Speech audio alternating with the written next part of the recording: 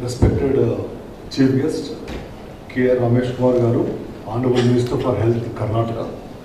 Respected Madam, K.K. Shailaja Teacher, Honorable Minister. Guests on the dais, guests off the dais, and from the medical technology, academia, private sector, insurance, government functionaries.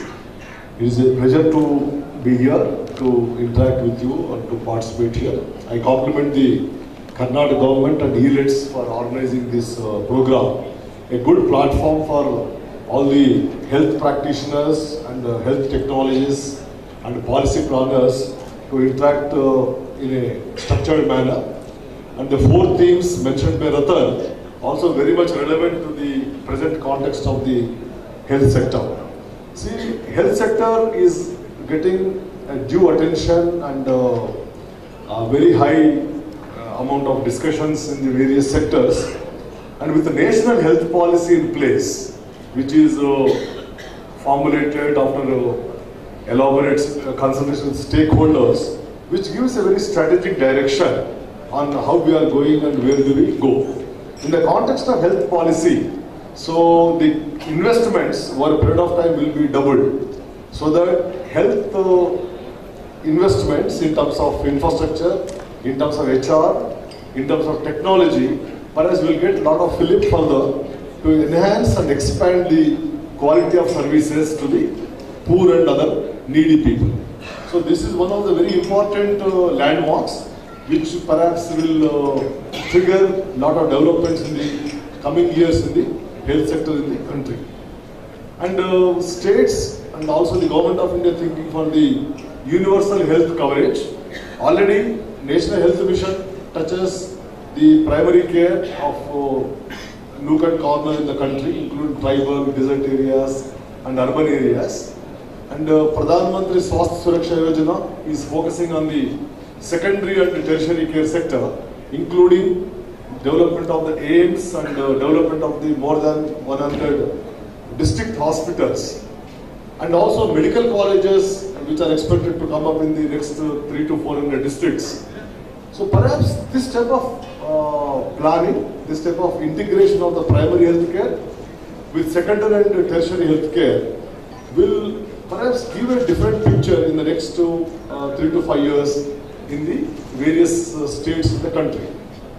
Of course, health is a state subject. The amount of progress, amount of initiative depends on the state government. But Government of India, the Minister of Health is completely focusing on this integration and convergence. One of the speakers have mentioned about the focus on the preventive health.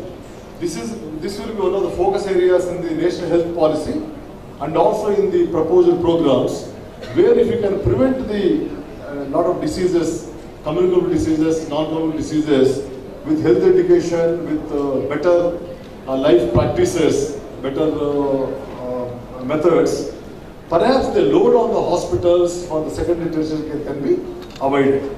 So ultimately, patient safety, patient-centric care, patient welfare have to be the cardinal principles in this health sector, where corporate sector is weighing with the government sector for providing the healthcare services. If you take the RSBY, Rashtriya Swasthya Bima Yojana, covering about 12 crore population with 30,000 per family and also the 30,000 per senior citizen per annum, where about 55% are from the private sector and about 45% from the government sector. Particularly Kerala is the best example. There are RSBY wards are there in the government hospitals, where the government functionaries are encouraged to treat those patients, and there are pre-authorization and other things are there. You must have heard that Government of India, the Honorable Prime Minister announced on August 15th, a new national health insurance program covering about 40 to 50 crore population in the country, which will be largest in the world in terms of the health coverage, where health insurance and also the preventive health will be focused covering the needy sections of the population, because about 60 lakh families on account of the catastrophic health expenditure are slipping into the below poverty line, which is a very big challenge. When we progress through agriculture, industry, trade and commerce, and other urban development initiatives. And again, some of the families are slipping below poverty line. So again, ultimately, this will become a big public health challenge and also the administrative challenge and also the governance challenge.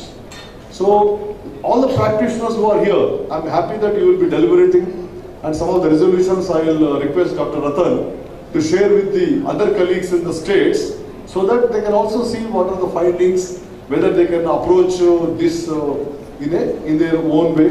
States. The bigger challenges are there when we say the health sector, because it's not uniform in the country. Some states are doing extremely well, some states are not doing well. Again, there are challenges in the hilly and urban areas, how to reach them, particularly slum population, scattered socially and economically disadvantaged groups, and also the deprived sections. And also some of these health technologies, they are also not uniformly spread into the various geographies in the country. So how do we reach the last mile connectivity of health technology is a very big issue. There are technologies available, indigenous and also the foreign technologies, but how do we mainstream in our health systems, public health systems, and also how do we use it? Again, the HR issues will come, because there is a serious shortage of manpower in the terms of the doctors and also the specialists and also the non-medical practitioners. Because of the demand-supply gap, because of the inadequate infrastructure availability in many states, and also the quality of manpower, whether they are upgrading themselves regularly with the new technologies so that patient safety, patient care is assured by these functionaries. So I think this is an ongoing process. These brainstormings, these deliberations, these interactions, perhaps will help in contributing for development of the robust public policy and also the responsive public policy in the Government of India, in the state governments, so that ultimately it is public which will be benefited and also the health sector will be improving. So there are honorable ministers are there. I would not like to take longer time because the time is a constraint here. But I am happy that this should continue, and this is a good initiative, and I compliment again the organizers for doing this. I am sure that it will be useful and also helpful for all the practitioners of the public health here, and also including the corporate sector, trusts and other organizers to take some learnings from this place and also for improving the ongoing practices. Thank you very much.